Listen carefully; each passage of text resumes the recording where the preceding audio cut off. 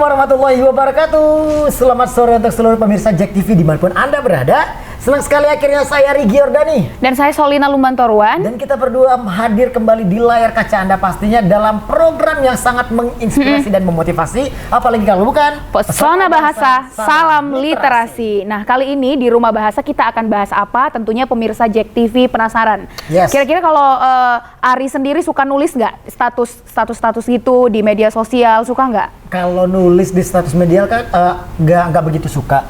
Aku sih sukanya kayak hai guys, gitu. Langsung gitu ya. Nah, kalau aku suka nih nulis-nulis, misalnya hari ini aku dapat rezeki gitu. Contohnya kalau rezekinya dalam bentuk apa? Dapat uang misalnya. Okay. Aku biasa syukur alhamdulillah rezeki anak soleh gitu-gitu. Soleha dong. Oh iya soleha ya, bener. Kamu itu bukan soleha. Ya, tapi Solina. Baiklah. Aduh. Nah, kemarin kita kan udah ngebahas dengan tema menulis nih. Dengan bintang tamu yang luar biasa juga, penulis Muda milenial. Jambi. Muda banget dia. Nah, kan? kalau hari ini mungkin kita akan lebih detail lagi. Yes. Karena seperti ini, aku pernah dengar satu penyebutan dari orang-orang bahwa lebih baik tulisan kamu itu dibukukan supaya suatu saat nanti kamu bisa lihat bahwa kamu pernah nulis seperti ini. Baik buruknya nantilah belakangan seperti itu. Nah, hari ini kita kedatangan bintang tamu yang luar biasa yang tentu berhubungan dengan tulis menulis. Siapa aja, Ari? Nah, untuk bintang tamu ini seperti biasa, yang pertama the one and only, selalu ada dan selalu tidak pernah absen, ya kan?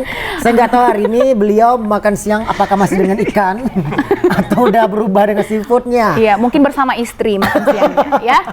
Kalau gitu kita akan sapa untuk assalamualaikum dan selamat sore Pak Saiful. Ya, selamat sore Bang Ari, kemudian Mbak Solina. Selamat sore semua pemirsa dimanapun Bapak Ibu semua berada. Sehat ya Pak? Alhamdulillah sehat. Makan siang pakai apa hari ini? Pakai ikan juga. Ikan lagi. Kayaknya ikan yang kemarin masih banyak di stoknya ya.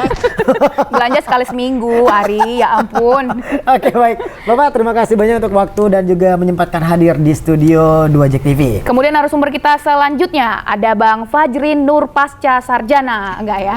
Fajrin Nurpasca, selaku pemilik Salim Media Indonesia. Wow. Apa kabar Bang? Kita mau lihat senyumnya dong Bang, senyumnya. Senyum dong. 3, 2, 1. Launching. Bersinar studio ini. Wow. Wow.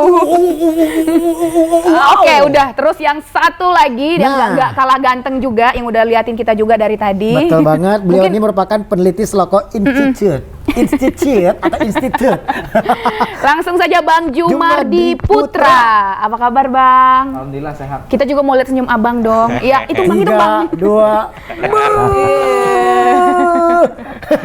Jadi ada momen buka gitu ya. Apa kabar Abang? Alhamdulillah sehat. Sehat ya. Orang rumah sehat Bang. Alhamdulillah semua istri anak sehat semua. Alhamdulillah. Tinggal di RT berapa kita Bang? Sehat Pak RT Bang? Pak RT sejauh ini sehat. Alhamdulillah Pak RT dapat salam dari abang saya. Iya. RT berapa? Langsung aja. 16. 16. Kelurahan dulu. Oke lah, Ari, kita masih harus ngobrol lagi bersama ketiga narasumber, tapi Betul. sebelumnya kita mau jeda dulu. Setelah yang satu ini, tetap di Pesona Bahasa Salam Literasi.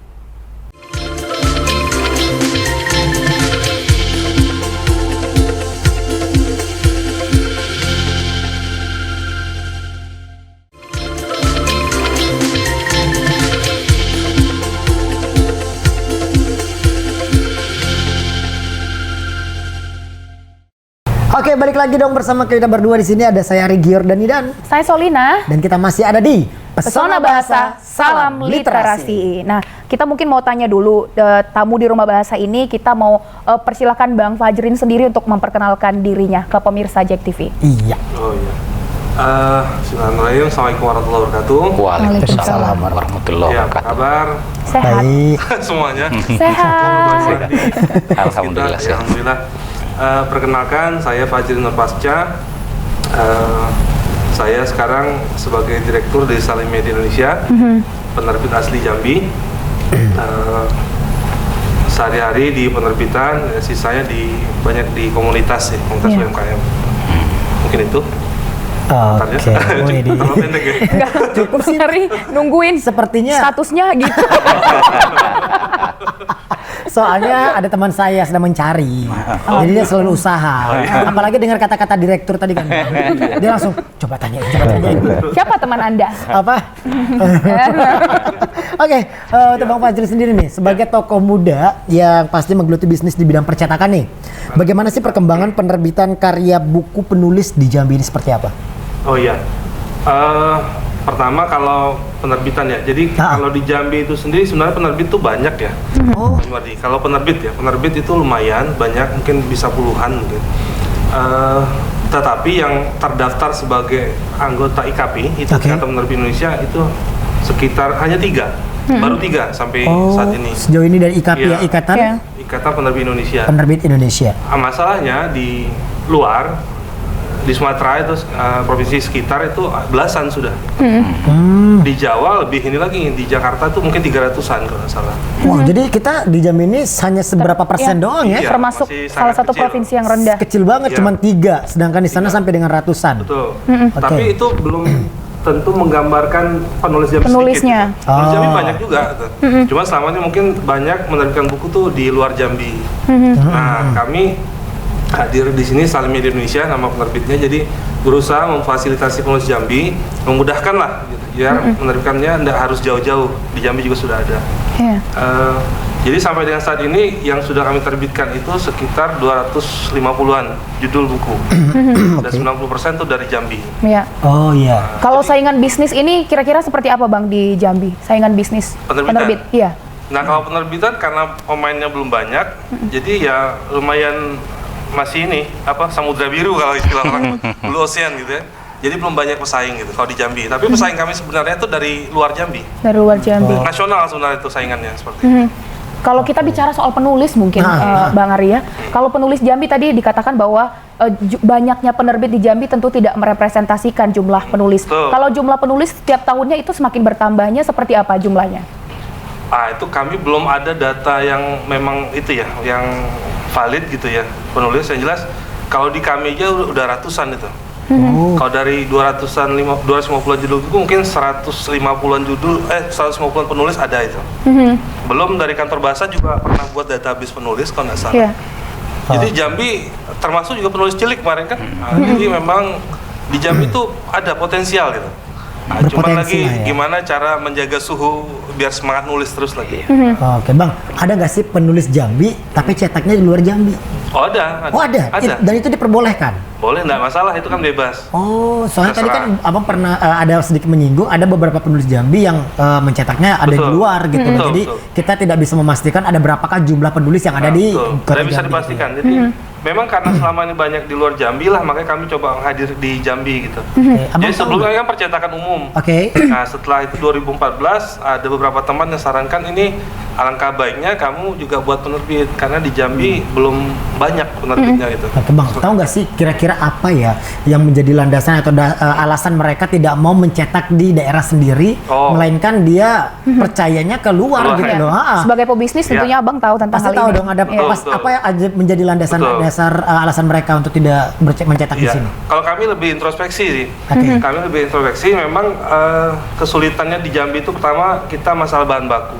Oh, oke. Buku apa kertas yang biasa orang bilang tuh kertas novel, kertas book paper yang agak krem itu, Iya. itu nggak ada yang jual di Jambi. Yang ringan itu kan. Jadi kami harus mendatangkan itu dari luar. Pernah beli ke Jakarta itu kan sebenarnya murah kertasnya, cuman Oke. ongkos kirim yang tinggi karena berat. Ongkirnya ya. Karena jumlah banyak, berat, kan lumayan. Sampai di sini jadi mahal. Itu sudah salah satu itu masalah bahan Salah baku. satu faktor dari bahan baku dan harga Betul. kali ya. Harganya jelas harus naik.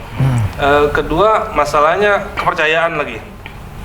Profesionalitas. Iya. Orang kalau dengar kata-kata Jakarta, Jogja, itu Bandung, itu mungkin Persepsi lebih mereka yakin sudah gitu wah kan. gitu Oh, ya. keren betul kan? Iya benar-benar. Tapi saya pernah ketemu sama penulis, Mbak siapa ya, lupa, penulis nasional, saya lupa namanya, dia pernah ke Jambi, dia ngobrol. Bahkan di Jogja itu, penerbitan itu kecil, krunya hanya 3-4 orang gitu. Sementara kami alhamdulillah sampai saat ini sempat kemarin ada 11 orang. Iya. Wow. Nah, jadi ya kita sebenarnya kalau mau bersaing itu enggak ada masalah, kita juga enggak kalah. Cuma kalau masalahnya terus terang memang agak berat. Tapi kalau dalam pelayanan, kualitas sebenarnya kita bisa bersaing seperti itu. Jadi introspeksi sih Iya. ini artinya kita yang belum bisa ngikutin standar sana gitu. Dan ini merupakan salah satu PR yang sangat betul. besar ya buat percetakan yang ada di Jambi. Betul. Bagaimana caranya untuk bisa memberi atau menarik kepercayaan dari Betul. para penulis dan mencetaknya di Jambi aja Nah, nih betul. gitu Nah, ya. Bang Fajrin mungkin dari pengalaman Anda sebagai penerbit seperti itu, berapa eksemplar buku yang paling terbanyak pernah dicetak? Sejauh ini. Kalau buku terbanyak pernah cetak itu 1000 pernah. 1000. 1000 eksemplar, ada Cukup banyak ya. lumayan, ada yang 600, ada yang 500. Ya, tapi rata-rata sekitar 100 eksemplar. Iya. Satu judul buku. Rata-rata ya. Rata-rata. Karena memang ya itu tadi pasarnya juga masih lokal gitu kan. Mungkin orang-orang terdekat yang dijualnya, jadi rata-rata 100-200 eksemplar. Tapi 1000 pernah. Dan sejauh ini yang dicetak ini buku dalam bentuk apa? Novel kah atau keperluan tentang pendidikan atau Yang paling banyak masuk ke kami itu dari akademisi, bahan ajar. Itu yang paling banyak. bahan ajar ya? Tapi yang banyak aku terjual tuh biasanya bukan itu, lebih banyak buku-buku seperti itu, novel, buku-buku fiksi atau non fiksi tapi inspirasi sifatnya. Oke. Buku inspirasi seperti itu. Oh lumayan juga ya ternyata ya. Ya. Mungkin kita ke Bang Jumardi dulu deh. Ini kan Oke. Bang Jumardi selaku peneliti Seloko Institute. Bagaimana kemudian geliat anak-anak muda di Jambi dalam kegiatan Seloko ini seperti itu? Iya, Seloko Institute itu kita ambil sebagai sebuah nama, pusat studi yang fokus pada penggalian isu-isu sejarah dan budaya Isu-isu Jambi. sejarah. Oke. Tidak berarti hanya fokus pada Seloko aja. Seloko saja, Oh, tetapi gitu. kita ingin secara umum melihat Jambi hari ini dengan proses panjangnya itu dalam kacamata sejarah dan kebudayaan. Jadi tidak hanya fokus pada penggalian tentang Seloko. Yeah. Jadi ada banyak hal yang sudah kami kerjakan sebenarnya melalui Oke. pusat studi yang kita Yeah. namai sebagai Seloko Institute. Berarti berupa penelitian ya Bang ya? Ya, ada beberapa penelitian, ada beberapa inventarisasi. Jadi ada banyak kegiatan yang memang kita buat. Misal di publikasi ada jurnal gitu ya, Iya. ada jurnal Seloko. Kemudian kita punya konferensi untuk memberi ruang bagi para Iya. peneliti yang umumnya itu akademisi untuk menyampaikan hasil-hasil risetnya. Kita juga ada forum-forum diskusi rutin.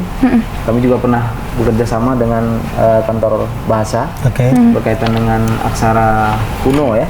Salah satunya soal Undang-Undang Tanjung Tanah yang ada di Kunci, kemudian juga aksara Incung dan Iya. beberapa kegiatan lainnya. Dan ini sejauh ini ada komunitas ya? Iya, kita punya Apa nama komunitas sebenarnya komunitasnya? tidak banyak. Kami hanya berempat orang sejauh ini. Oh jadi satu komunitas hanya ada berisi 4 anggota Iya, ya itu yang menggerakkan. yang menggerakkan. Tetapi kegiatan kita sudah banyak bekerja sama dengan beberapa universitas baik dalam maupun luar negeri sebenarnya. Wow. Sejauh ini. Ada seminar sejarah ya, ada kemudian workshop pendokumentasian bahasa. Kita pernah bekerja sama dengan 7 universitas luar negeri pada waktu itu. Iya. 7 Dan- universitas iya. di luar negeri. Iya, jadi itu salah satu ya, salah satu cara kita untuk bagaimana isu-isu tentang sejarah, tentang kebudayaan di Jambi itu bisa dilakukan secara bersama-sama oleh banyak orang. Karena Baik. Benar. harus kita sadari potensi yang begitu besar, kemudian keanekaragaman kebudayaan yang ada di Jambi itu tidak bisa dikerjakan oleh satu pihak atau satu kelompok, tapi juga Satu harus individu bersama-sama bisa. dengan fokusnya masing-masing. Benar. Saya pikir itu yang mesti Iya. kita bisa lakukan. Kerjasama ya. Bang Jumardi mungkin adakah bentuk inventarisir dalam bentuk buku seperti itu yang diterbitkan? Hasil Untuk Seloko penelitiannya? Ya, saya pernah di 2012 sampai 2013 itu bersama, waktu itu masih dengan Dewan Kesenian Jambi. Itu menginventarisasi mungkin hampir 3.000-an Seloko yang tersebar di seluruh kabupaten kota Dibukukan? dalam Provinsi Jambi. Iya, tapi baru sampai pada tahapan inventarisasi, artinya baru Baik. tahapan pengumpulan, kemudian penganalisa lebih awal ya, untuk mengelompokkan Seloko ini membicarakan soal apa itu. Karena Seloko di Jambi ini menariknya tidak hanya sebagai bagian dari tradisi lisan ya, tapi dia juga dipakai untuk menegakkan hukum adat. Baik. Nah Benar. itu menariknya. Jadi dia bagian dari sastra tradisi lisan gitu ya. Tetapi dia juga bagian dari cara orang Jambi untuk menyelesaikan soal-soal adat. Permasalahan gitu. adat. Sampai hari ini praktis masih Iya. berlaku. Masih Cuma- berlaku sampai dengan cuma saat ini. intensitasnya mungkin makin berkurang. Yang berkurang. Oke. Gitu. Baik, mungkin ini kita ke bapaknya Ari kali ya. Iya. Langsung. Papa. Papa. Papanya Ari. Iya. Langsung aja deh tanyain papanya. Nah, untuk papa, gak enak dong. Selina aja deh. Oke, ini kan Pak Saiful Bahri ini kan dikenal oleh berbagai kalangan seperti itu Amin. sebagai tokoh yang menggerakkan anak muda untuk boleh mencintai Betul. bahasa dan sastra seperti itu. Kalau dari Pak Saiful sendiri bagaimana kemudian hal ini kemudian dilanjutkan untuk anak-anak muda bisa tetap menghasilkan karya dalam bentuk buku? Iya. Iya, terima kasih Mbak Solina dan Bang Ari. Kantor bahasa itu kan sebenarnya kalau diibaratkan tukang sate, jadi kita itu hanya tukang kipasnya, yang manas-manasin kan begitu ya, Satenya yang manas-manasin, Oh, gitu. yang memediasi kan begitu ya. Kita lihat misalkan, pernah saya sampaikan pada pertemuan sebelumnya, antara penerbit dengan penulis ini dua sisi keping mata uang logam yang harus saling menolong. Tidak bisa Artinya penerbit itu tidak akan maju kalau Penulisnya. tidak ada penulisnya. Penulis juga tidak akan bisa menuangkan gagasannya, memunculkan ide-idenya kalau penerbitnya tidak ada. Iya. Maka ya kita harus mendorong misalnya bagaimana literasi ini harus berkembang. Jadi harus banyak membaca, dari banyak membaca itu muncullah banyak tulisan. Lalu kemana dibawa tulisan ini? Ya diserahkan ke penerbit. Jadi sebenarnya bila banyak muncul penulis-penulis di Jambi, ya yang diuntungkan juga adalah penerbit. Betul. Iya. Nah, kan begitu ya. Betul tadi yang disampaikan oleh Bang Fajrin, mungkin karena masalah bahan baku dan lain sebagainya. Misalkan ya, ada hal-hal yang sederhana. Katakanlah kita membuat novel. Kalau pemikiran orang yang sederhana kan bisa saja dicetak dengan kertas-kertas sembarangan yang ada di percetakan atau Iya. di tempat fotokopi. Benar. Tapi kan tidak sesederhana itu. Mata ini harus juga dijaga.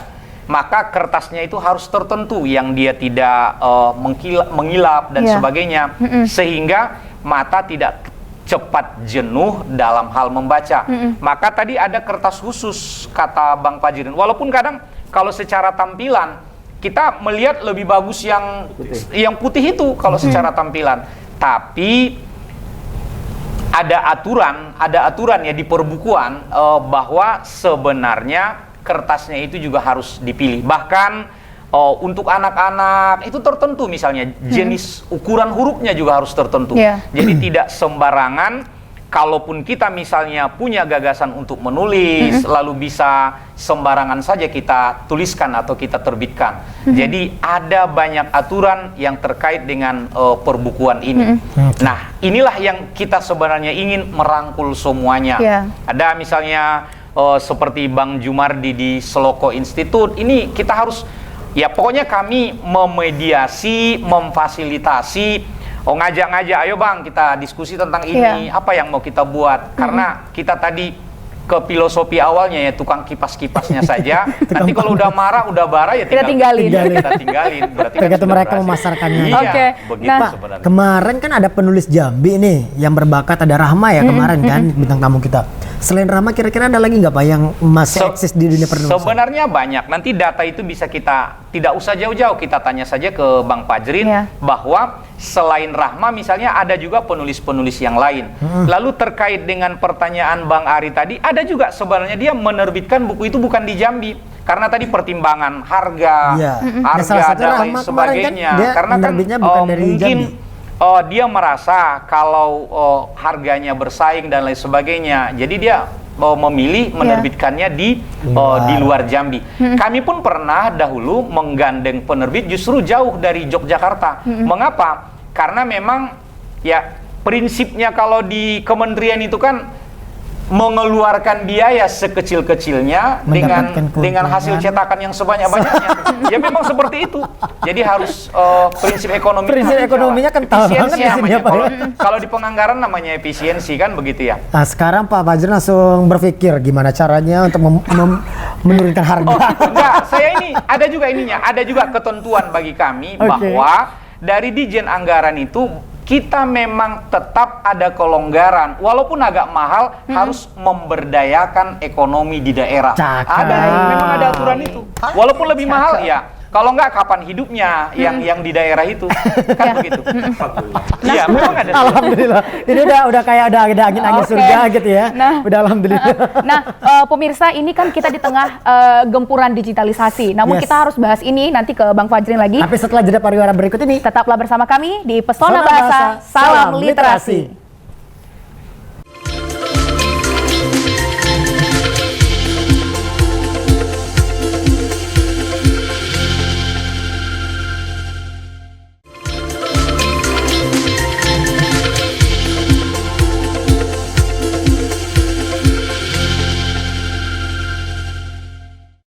terima kasih masih bersama kami pemirsa pastinya di Pesona Bahasa Salam Literasi. Tuh kan, partner saya hari ini. Kenapa? Ya, ulang ya. Pesona Bahasa Salam Literasi. Kamu kenapa? Enggak loh, Ari. Ini kan aku lagi lihat-lihat nih ada berita-berita. Katanya sekarang ini kan kita lagi ada di gempuran digitalisasi. Tadi kan sebelum break kita udah ngomong. Jadi kamu hobi dong untuk meluangkan apa-apa yang ada di pikiran ke dalam status gitu ya. Jadi dunia itu ada di genggaman kita gitu loh. Nah, termasuk juga buku-buku, gempuran buku-buku digital seperti itu. Jadi orang tidak cetak buku lagi, tentunya sangat berpengaruh juga terhadap toko buku, terhadap penerbit. Kalau Bang Fajrin sendiri pengaruhnya sampai sejauh apa? Ya, ini bisa kita lihat beberapa bulan yang lalu itu kan ada toko buku yang udah tutup ya di Jawa aja. Oh, di Jawa. Di Jambi pun kita lihat juga itu yang ramai itu yang di bawah tuh bazar-bazar. Iya. Iya. Yang di atas sudah masuk. Jadi artinya buku fisik memang ada terpengaruh lah kan. Era digital ya, ini ya. betul. Apalagi sekarang orang sudah bisa nulis di sosial media. Salah satunya Wattpad ya, mungkin aplikasi di internet itu bisa nulis atau sosial media berbasis itu menuliskan cerita. Gitu. Juga mungkin perpustakaan kita sudah punya nama aplikasi e-pustaka. E-pustaka. Jadi orang sudah bisa pinjam buku melalui gadget, gitu. Aplikasi. Ya tanpa harus ke lokasi. Iya. Betul. Kami menyadari kan hal ini juga kemarin sempat ngobrol dengan dinas perpustakaan juga, dan insya Allah kedepannya juga ini jadi salah satu fokus kami bagaimana caranya buku-buku fisik ini juga mulai dialihkan ke digital. Oke. Jadi mungkin dua-duanya jalan gitu, Iya. buku fisik jalan, yang digital jalan. Nanti masalah yang berkembang yang mana kita lihat. Seiring berjalannya waktu perkembangan gitu ya. Tapi kalau kita lihat nih, Ari, Ya. karena dunia tadi kan aku bilang dunia itu ada di genggaman kita gitu loh. Jadi daripada kita capek-capek untuk pergi ke perpustakaan, lebih baik kita lihat buku gitu. Kekhawatiran yang abang miliki gitu loh, sebagai seorang pebisnis nih, kita ngomongin pebisnis. Kekhawatirannya sebesar apa? Karena kita lihat sekarang bahwa seperti toko buku banyak yang alih fungsi. Mereka jadi menjual alat-alat kesehatan, alat-alat olahraga, Betul, seperti itu Bang. loh. Seperti Gramedia ya contohnya ya. Kekhawatirannya sebagai seorang pebisnis seperti apa? Kekhawatiran itu jelas ada, cuman memang tidak kami juga mulai ini juga selain buku kami juga mulai buat produk lain artinya. Baik. Jadi tidak tergantung pada produk buku. Mulai kami juga home decor sekarang. Jadi artinya tetap harus dijaga ya buku saat ini masih baik walaupun sudah menurun gitu. Walaupun beberapa orang juga masih ini ya bilang, mungkin bisa ditanya Bang Saiful dan Bang Jumardi. Dia mungkin masih nyaman dengan buku fisik gitu kan. Ada beberapa orang yang lebih nyaman buku fisik karena HP ini kan Ada radiasi. Radiasi. Terus juga kalau dibaca dalam jangka panjang tuh sakit mata Betul. Iya. dan lain-lain. Masih tetap nyaman buku fisik, hanya kendala tadi masalah bahan baku tambah naik harganya. Kemudian tidak praktis. Kalau buku fisik kan numpuk banyak, juga mahal gitu kan. Oke. Kalau kekhawatiran jelas ada. Kami sudah mulai itu tadi salah satunya kami akan kedepannya juga mulai ke produk buku digital. Kemudian juga buka salah satu istilah kata orang, jangan taruh telur dalam satu keranjang gitu kan. Nanti dicuri Juga ada Ari. produk sampingan gitu. Oke. Jadi ada produk sampingan selain buku. Yes, ya, harus Baik. ada inovasi dan terobosan Iya. terbaru gitu ya Bang ya. Pebisnis banget ya Ari ya. Bener-bener. Nah, kita ini ke Bang Jumardi deh. Tadi kan kita ngomongin digitalisasi nih. Ada banyak nggak kaula muda yang sampai saat ini masih suka untuk meneliti sejarah-sejarah Jambi seperti itu? Iya. Banyak nggak? Apa berkurang? Ya, sekarang kita punya jurusan sejarah ya di Fakultas Ilmu Budaya Universitas Jambi. Universitas Oke. Jambi. Saya pikir ini peluang ya, peluang yang harus kita sambut baik. Bagaimana kerja-kerja penulisan sejarah budaya Jambi itu tidak saja intensitasnya yang tinggi, tapi juga disertai dengan publikasi yang memadai, sekaligus diskusi yang intensif tentang sejarah dan budaya yang ada di Jambi itu. Tetapi sejauh ini dalam amatan kami, kita masih didominasi oleh tulisan-tulisan oleh peneliti asing sebenarnya tentang Jambi gitu ya. Yeah. Kalau boleh kita perbandingkan dengan daerah-daerah lain, Jambi boleh dikata masih cukup tertinggal dengan daerah-daerah lain di Sumatera. Saya pikir ini pekerjaan rumah sebenarnya, tidak hanya kaula muda yang kita harapkan menaruh perhatian terhadap isu-isu sejarah maupun budaya, tetapi lebih kepada para akademisi untuk memberi perhatian penuh gitu. Karena isu-isu sejarah budaya ini kan isu yang berada di pinggir sebenarnya, Iya. ketimbang isu-isu ekonomi, isu politik yang jauh lebih Terpinggir, banyak ya. menjadi pembicaraan ketimbang isu-isu sejarah itu. Tapi ya kita harus berjalan lah ya, kita harus berjalan, kita harus menulis, dan sejauh ini dengan cara mempopulerkan isu-isu sejarah itu jauh lebih cepat memberi efek reaksi positif yang muncul tidak hanya dari kalangan orang Jambi sebenarnya, tapi justru muncul dari teman-teman di luar di Jambi. Nah, ini yang saya pikir perlu kita sikapi, perlu kita carikan formulasinya, bagaimana isu-isu tentang sejarah maupun budaya Jambi itu tidak hanya ditulis oleh teman-teman yang ada di Jambi, tapi juga bisa ditulis oleh orang-orang yang berada di luar Jambi. Itu.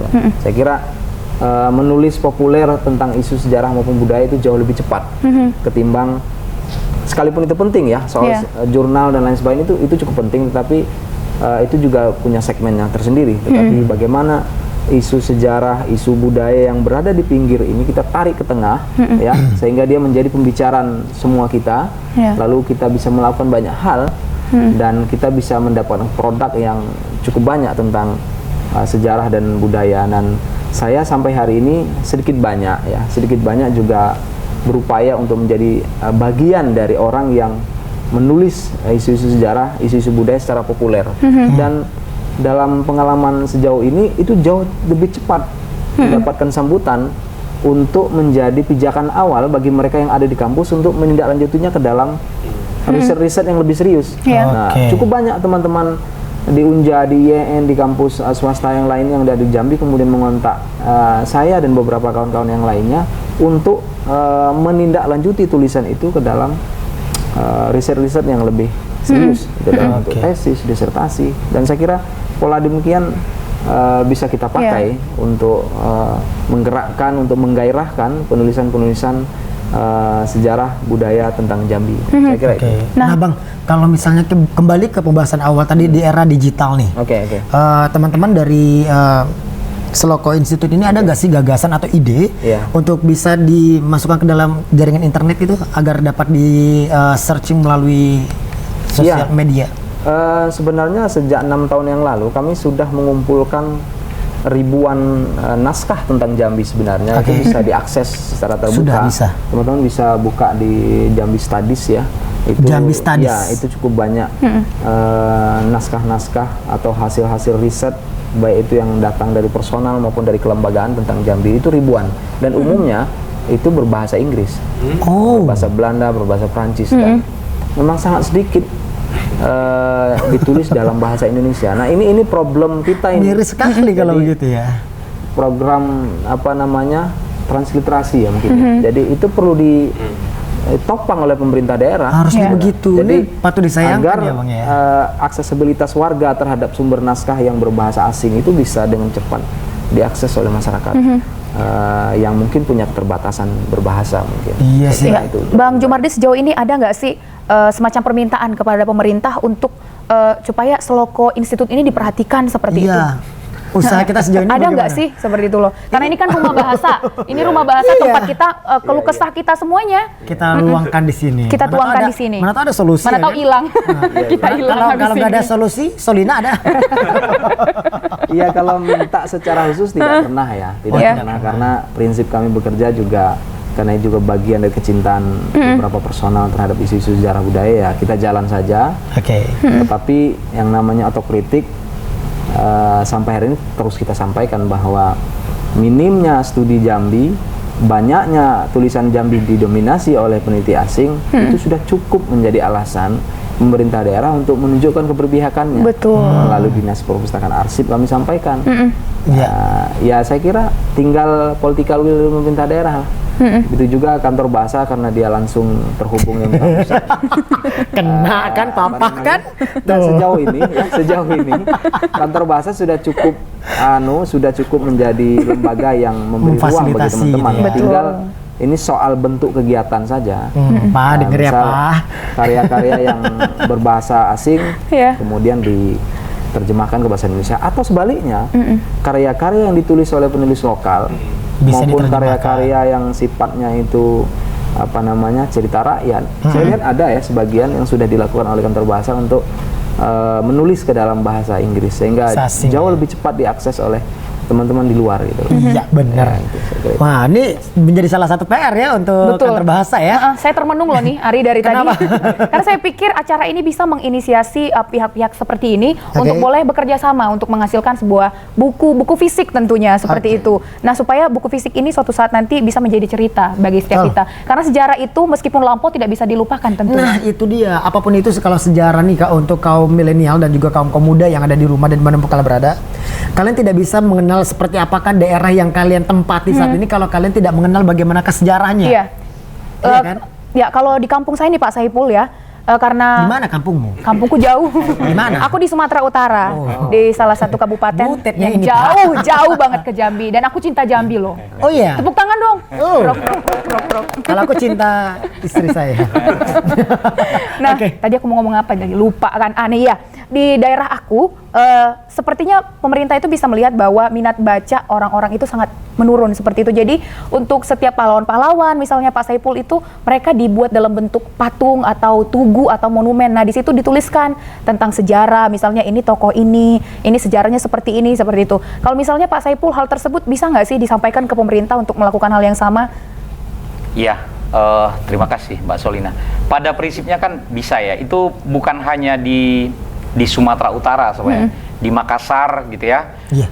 Kalau kita jalan-jalan ke arah pantai, di Aku situ belum jalan soalnya, Pak. ada banyak mulai dari Sultan Hasanuddin, Iya. Iya.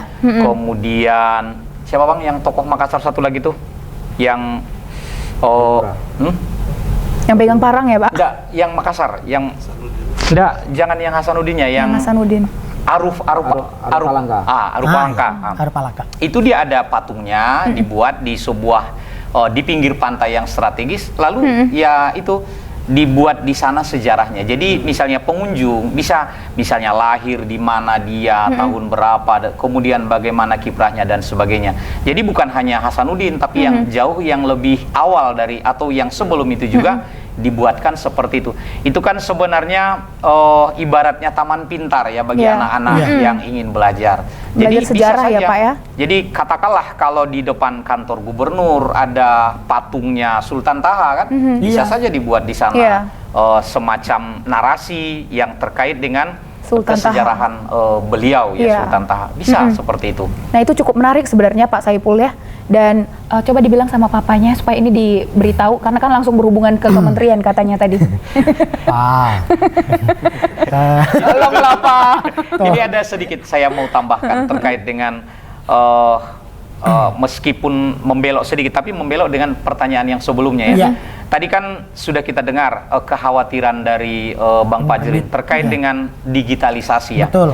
Sebenarnya kalau kita berbicara tentang bahan bacaan ya, bahan bacaan, digitalisasi ini ada plus minusnya.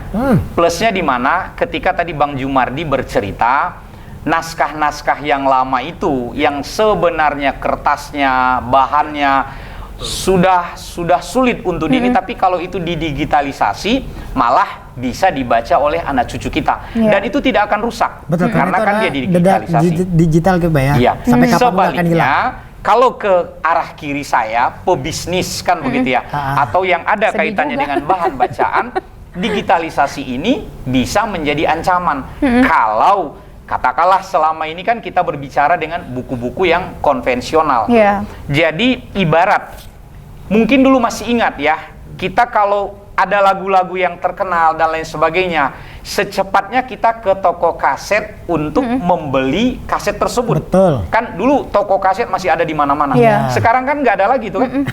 Tidak ada lagi karena semua sudah digital. Baik. Nah, buku juga ya seperti itu. Buku juga seperti itu. 2016 ketika saya bersama teman-teman wartawan di Jambi, saya sudah menyampaikan bahwa kelak ini koran-koran ini akan berguguran satu-satu. Mengapa? Hutan kita sudah habis dibabat. Jadi bahan baku untuk kertas berkurang. Itu satu kan. Yang kedua, gempuran teknologi digital ini tadi. Orang sudah merasa ribet kalau membaca koran-koran konvensional. Jadi harus ya beralih ke mungkin tablet atau HP dan lain sebagainya, kan begitu ya. Sehingga kita lihat memang hari ini baru 4 tahun yang kita omongkan itu ya, banyak media-media yang mau tidak mau harus beralih dia ke media-media daring. Koran sehebat Kompas kan begitu ya, terpaksa dia membuat yang online-nya atau yang daringnya. Betul. Republika, yang lain-lain sebagainya. Nah ternyata buku juga begitu, bukan hanya buku yang digital, bahkan koran-koran pun sekarang mereka sebenarnya gini, ini ada dilema di mereka. Kalau masih mencetak koran pakai model plat, itu biayanya mahal.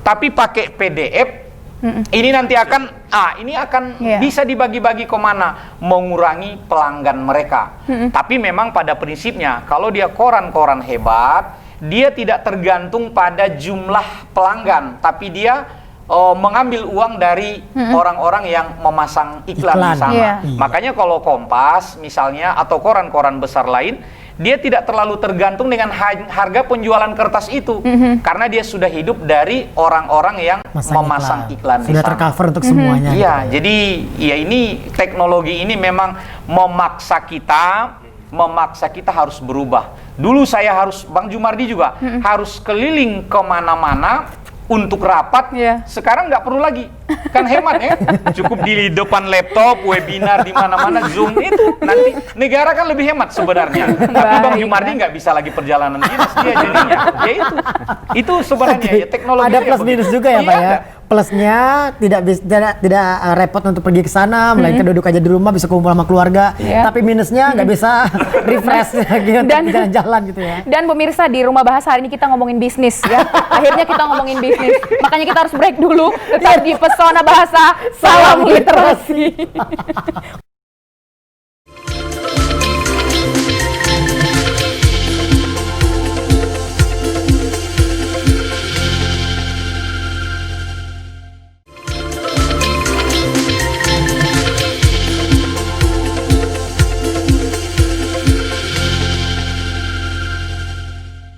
Oke, balik lagi dong bersama kita berdua, ada Rigior dan Didan. Solina Lumantoruan. Dan kita berdua masih ada di Pesona Bahasa, salam literasi. Duh, seneng banget di hari ini. Sesenang-senangnya karena ngomongin ini, bisnis ya. Bener, selain bisnis kita juga mendapatkan edukasi yang baru. Edukasi tentang seloko. Yang pertama tadi kan seperti apakah sejarah dari Jambi sebelum-sebelumnya yang harus dikenal oleh anak-anak muda. Filosofi itu kipas sate. Iya, sebenarnya kantor bahasa ini berperan sebagai kipas sate. Kalau ada filosofinya, filosofi kipas sate. Kita hanya ingin memanaskan aja. Setelah mateng ya sudah itu urusan dia. Bagaimana cara untuk bisa dimakan oleh konsumen, gitu kan? Lihat Bang Fajar senang banget. Terus kalau dari penerbit ini sendiri akan mencari terobosan terbaru ternyata, karena adanya era digital yang pastinya dapat atau mampu bersaing di dunia era digital seperti yang kita rasakan. Karena pergeseran ini ya, buku fisik ke buku digital. Betul sekali. Dan tadi ada harapan dan unek-unek dari Bang Jumar juga sedikit tersampaikan ya, tentang buku-buku sejarah yang ditranslate ke bahasa asing, baik dari bahasa Inggris ataupun bahasa Belanda. Dan ternyata mudah-mudahan setelah acara ini dan disaksikan dengan orang-orang yang bergerak di bidangnya, dapat dong dievaluasi. Literasi segera, supaya kita juga bisa baca. Benar banget, dan akhirnya generasi-generasi muda Jambi dapat mengetahui nih seperti apakah perjalanan sejarah dari Jambi ini sendiri. Nah makanya pemirsa Jack TV harus terus saksikan Rumah Bahasa ini, Pesona Bahasa ini, karena di Rumah Bahasa ini semuanya unek-unek kamu tentang bahasa dan sastra kita tampung semuanya, nggak kita buang, tapi kita salurkan dengan benar supaya pertanyaan-pertanyaan bisa terjawab dengan sempurna. Dan pastinya akan mendapatkan solusi. Betul sekali. Nah, tadi kita juga udah dapat wejangan bisnis juga dari Bang Fajrin. Nah, kita langsung ke Bang Fajrin nih. Iya. Karena kan rumah bahasa. Melanjutkan. Iya, karena ini kan kita rumah bahasa. Artinya segala sesuatu tentang literasi kita harus bahas juga di sini. Sebagai seorang pebisnis juga, penerbit, artinya Bang Fajrin juga ikut untuk editing termasuk ya. Iya, termasuk. Berarti ikut memajukan literasi, menggeliatkan literasi. Tepuk tangan untuk Bang Fajrin. Widih. Dan itu gak gampang loh. Betul. Soalnya ada beberapa lembar yang sudah dikirimkan oleh penulis, harus dibaca satu persatu, Betul. terus dikoreksi. Oh ini kurang, nanti dibenerin. Iya. Dan ini adalah pahlawan tanpa tanda jasa. Ini pahlawan dibayar tahu. Bahasa enak aja. Nanti pada datang lagi. Ngeri ya kalau mau perempuan ya Pak ya. Langsung hitung-hitungannya ini dibayar, langsung kebayar. Iya dong. Oke, dan Gimana? pertanyaannya ada kira-kira apa nih Sol? Bang Fajrin, bagaimana kemudian Abang sebagai pebisnis dan sekaligus menjadi seorang pejuang literasi juga tentunya? Iya. Lika-likunya seperti apa? Betul. Tapi awal jangan terpikir ini saya semua yang ngerjain ya. Saya yang Nggak apa-apa, Bang, edit, kalau saya Abang yang sendiri. Jadi jadi memang di penerbitan itu kita ada Oke. namanya pracetak. Pracetak tuh yang biasa kita kerjakan tuh editing, itu termasuklah tipografi yang kesalahan ketik, Ejaan dan ejaan yang kurang pas atau diksi yang kurang pas, gitu kan, itu diperbaiki di situ. Kemudian ada juga layout, itu lebih ke tata letak, perwajahan dari buku. Kemudian ada desain cover, juga ada mengurus ISBN, International Serial Book Number, dari perusahaan nasional. Nah itu kita yang bantu gitu kan.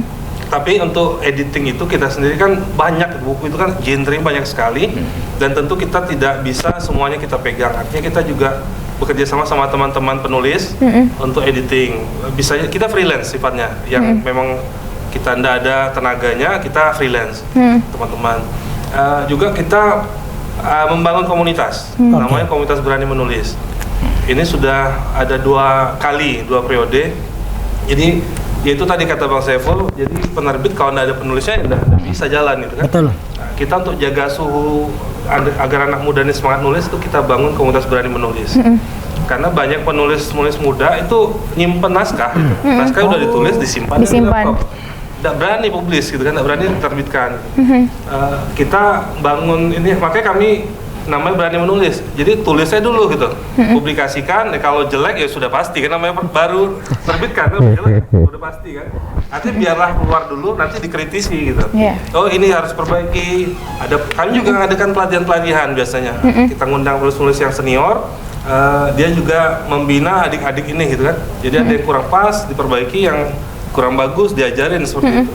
Oh, Gitu ternyata sih. ada langkah-langkah untuk bisa menimbulkan rasa percaya diri untuk penulis baru Betul. dengan cara mengundang penulis senior untuk memberikan wejangan atau juga masukan gitu ya Betul. Baik. kepada adik-adik yang pemula. Betul. Walaupun dari awal mungkin karena sebenarnya ceritanya bagus, cuman cara penulisannya ada yang Bisa salah jadi. sehingga dia tidak percaya diri dengan tulisannya gitu ya Bang ya. Jadi buat grup WhatsApp itu sekarang, jadi Oke. disitulah ada kirim karya, terus ada yang kritik, kadang sadis-sadis itu kritiknya.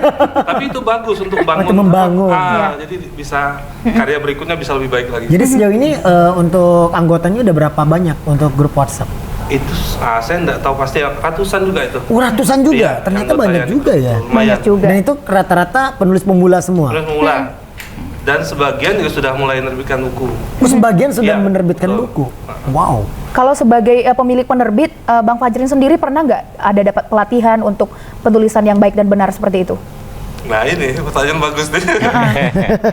Saya sendiri terus terang baru ikut pelatihan itu mengenai buku itu baru sekali. Itu Sekali. pada salah 2 tahun yang lalu. Tapi itu setelah berjalan penerbitan itu. Makanya saya sadar sebagai pebisnis, kita nggak bisa semua kita pegang sendiri gitu. Iya. Saya mengajak teman-teman yang punya kapasitas, punya kemampuan di bidang itu. Saya ajak dulu, ngajak ada Surya Sandi ya. dia juga memang dari jurusan bahasa. Juga ada teman dari sastra juga, itu di UIN sastra ya, Inggris kalau nggak salah, itu saya ajak. Jadi karena saya ngerti bisnisnya, tapi saya nggak paham teknis. Saya ajak teman-teman yang ngerti. Oke. Mungkin ini ke Papa kali ya. Papa, ada nggak sih? Nggak Papa apa-apa ya. langsung senyumnya gak enak ini ya. Kalau dari program kantor bahasa sendiri, Papa ada nggak untuk melatih para pemilik penerbit seperti ini? Kalau khusus ke pemilik penerbitnya tidak, tapi memang kalau individu ya, perorangan yang kita undang, atau bisa saja misalnya yang diundang komunitas gitu ya, lalu mengirimkan pesertanya, memang ada terkait dengan pelatihan-pelatihan itu. Mulai dari pelatihan yang paling dasar, misalnya bagaimana dia menulis, memunculkan gagasan dan sebagainya, sampai nanti merapikan maksudnya memperbagus, lalu memperhalus dan lain sebagainya. Termasuk juga memang kita ajari secara teori bagaimana aturan-aturan tulisan, maksudnya ya tentang ejaan ya. Jangan nanti ada hal-hal yang salah dalam cara penulisannya. Jadi kita memang ada juga pelatihan itu, meskipun sebenarnya dari jumlah peserta yang bisa kita undang setiap tahun itu belum representatif terhadap banyaknya anak-anak yang akan diajari dalam hal menulis. Itu karena memang ya kembali lagi keterbatasan anggaran yang ada. Tetapi tetap kita lakukan, meskipun berbuatnya sedikit dulu, tapi itu rutin, selalu ada sebenarnya. Itu paling tidak. Kalau Bang Jumardi sendiri di Seloko Institute, ada nggak sih kelas khusus untuk memperbaiki ejaan seperti itu? Ada nggak kelas khususnya? Kelas menulis lah kita katakan. Yang sudah kami pernah lakukan itu lebih fokus ke jurnal akreditasi ya. Jadi lebih ke segmennya lebih banyak menyasar ke kalangan akademisi. Kemudian juga peneliti gitu. Jadi kami memang tidak menyasar ke kelompok yang sebagaimana diceritakan oleh Pak Jiri tadi gitu. Tetapi secara pribadi, karena kebetulan saya juga pernah jadi editor di penerbit di Jogja, dan beberapa kali juga pernah menulis soal bagaimana sih kehidupan penerbit besar yang jatuh lalu kemudian bangkit kembali lagi. Karena harus kita ketahui bersama bahwa 2003 ke atas itu memang bersamaan dengan media online, itu terjadi perubahan besar di dalam tubuh industri perbukuan di Indonesia. Jadi kita tidak lagi membayangkan bahwa penerbit itu punya kantor besar, punya staf banyak, lalu operasionalnya juga besar. Tidak, sekarang praktis penerbit yang katakanlah di Jogja itu lebih dari 300, itu justru hanya beberapa orang di tempat di rumahnya sendiri, bahkan dengan menggunakan sistem kerja freelance. Jadi naskah ada, baru pekerja itu ada, tetapi tanpa mengabaikan prinsip-prinsip dasar tadi, bahwa dia harus dikurasi lebih dulu, bahwa buku yang diterbitkan adalah buku yang sudah lulus ejaan, lulus secara substansi, kemudian juga dipertimbangkan apakah pasar itu juga akan menyambut baik gitu loh. Makanya ketika terjadi perubahan besar-besaran di dalam dunia industri buku hari ini, praktis semua orang sudah bisa punya penerbit, sudah bisa menghadirkan buku-buku berkualitas gitu.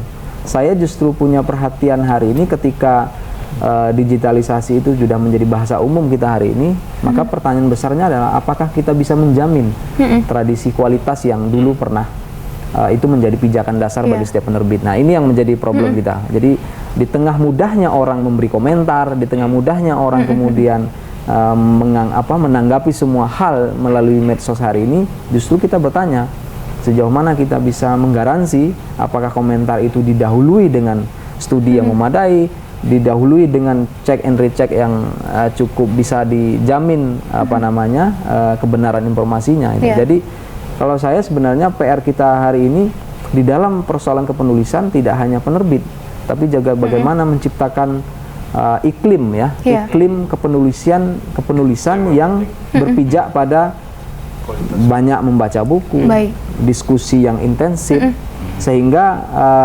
karya yang dihasilkan adalah karya yang betul-betul menghadirkan pengetahuan yang penting bagi publik gitu. Jadi tidak hanya sekedar euforia bagian dari kehadiran internet hari ini gitu. Saya kira itu. Nah, kalau misalnya Seloko Institut ini sebenarnya harus diberi perhatian khusus ya Pak Saiful.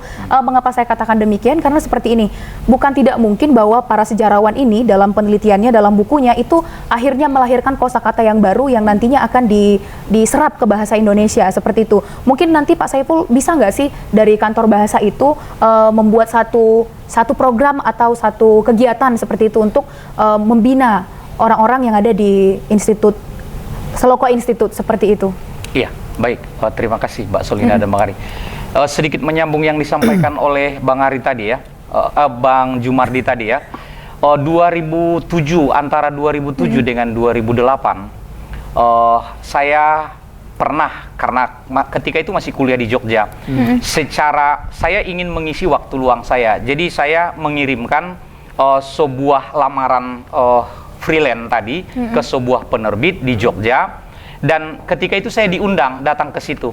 Saya datang ke tempat itu, tempatnya tidak meyakinkan karena dia di dalam, masuk lorong yang kecil di dalam lalu bukan rumah ya, kayak bedeng kalau di Jambi, kayak bedeng. Lalu saya ditawari sebuah naskah untuk menjadi pemeriksa aksara namanya, karena pemeriksa aksara ini fokus pada ejaannya saja.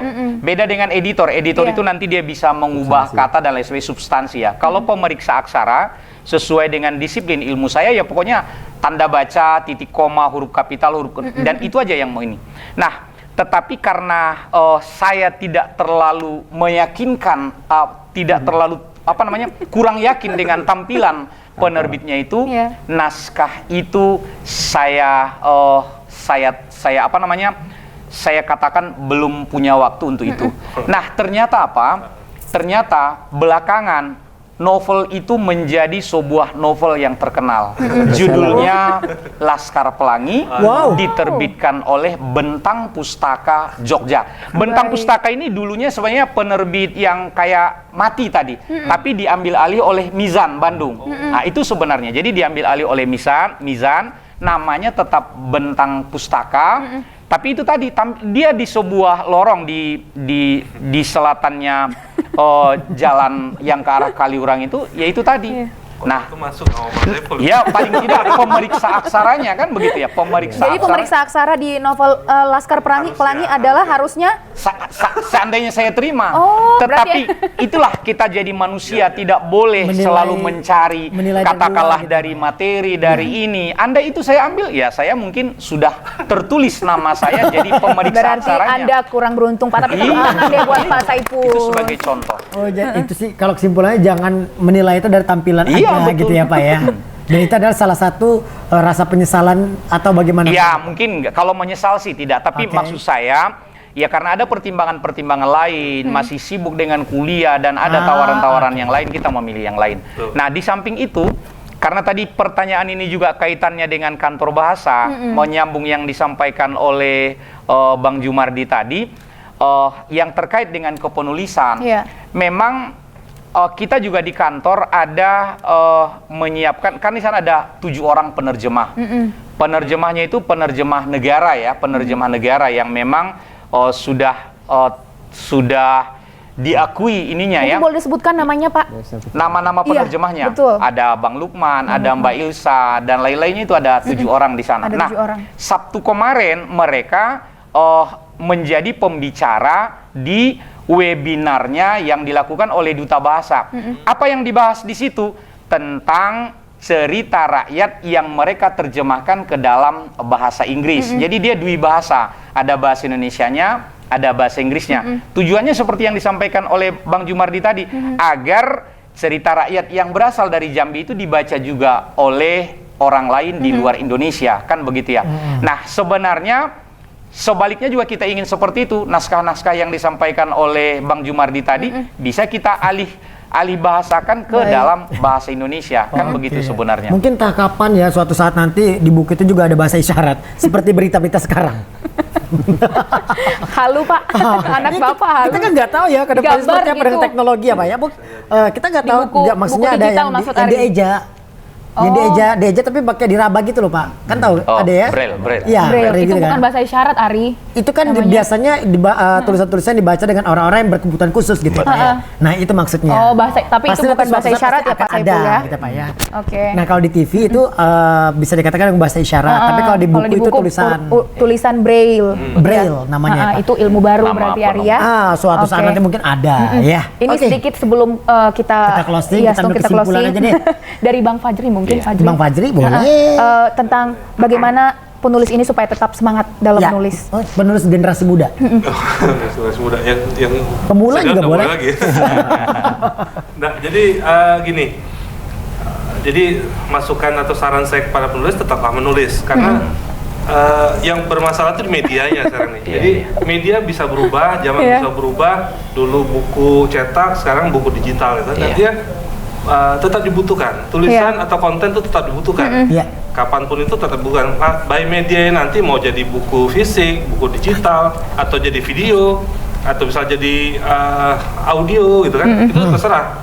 Tapi tulisan tetap dibutuhkan. Jadi jangan sampai gara-gara buku mungkin nanti jadi mahal atau enggak laku lagi jadi malas nulis, enggak. Konten tetap dibutuhkan kapanpun gitu. Oke. Baik, terima kasih Bang Fajrin dan Intinya jangan berhenti untuk menulis deh. betul. Ya. Karena mau tim manapun, mau buku fisik atau buku digital, buku tetaplah jendela dunia. That's right. Oke betul, baiklah kalau gitu dan pemirsa tidak terasa sudah 1 jam kita menemani Anda semua dan pastinya semoga apa yang telah kita bahas di sini atau hari ini atau episode hari ini dapat memberikan informasi-informasi Betul. dan juga Inspirasi juga. edukasi yang dapat diaplikasikan dalam kehidupan sehari-hari. Yaudah kalau gitu terima kasih banyak, jangan lupa saksikan Pesona Bahasa setiap hari Senin Jam. pukul 15.30. pastinya hanya di Jack TV Inspirasi Kita. Akhirnya saya Rigi Giordani. Saya Solin Lumantorwan. Kita mengucapkan terima kasih banyak untuk narasumber telah hadir hari ini. Terima kasih banyak Pak Saiful juga. Dan akhir kata wassalamualaikum warahmatullahi wabarakatuh. Selamat sore dan sampai jumpa. Pesona Bahasa, salam literasi.